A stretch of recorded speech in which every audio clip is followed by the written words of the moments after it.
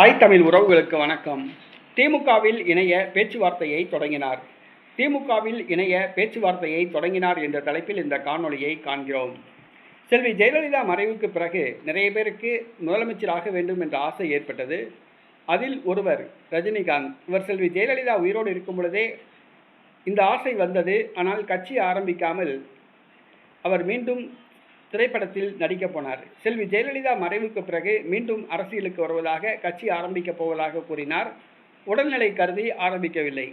அவரை போன்றே மற்றொரு நடிகர் தமிழ்நாட்டில் ஆட்சியை பிடிக்க கட்சி ஆரம்பித்தார். அவர் வேறு யாரும் அல்ல, உலக நாயகன் கமலஹாசன்.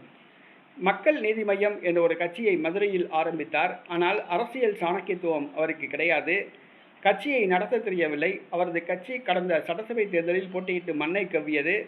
கோவை தெற்கு தொகுதியில் போட்டியிட்ட கமலஹாசனே தோற்றுப்போனார். பின்பு அவர் பாராளுமன்ற தேர்தலிலும் சட்டசபை தேர்தலிலும் திமுகவுடன் கூட்டணி வைத்தார். ஒரு தொகுதி கூட போட்டியிடவில்லை. இலவசமாக திமுகவுக்கு பிரச்சாரம் செய்தார். ஒரு ராஜ்யசபா எம்பி பதவியை பரிசாக பெற்றார்.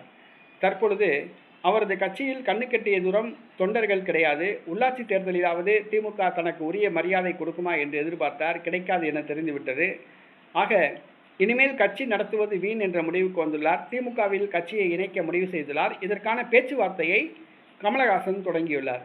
மு.க. ஸ்டாலின் மற்றும் உதயநிதி ஸ்டாலின் ஆகியோரை இன்று சந்தித்து மக்கள் நீதி மய்யத்தை திமுகவில் இணைப்பது சம்பந்தமாக பேச்சுவார்த்தை நடத்தி வருகிறார்.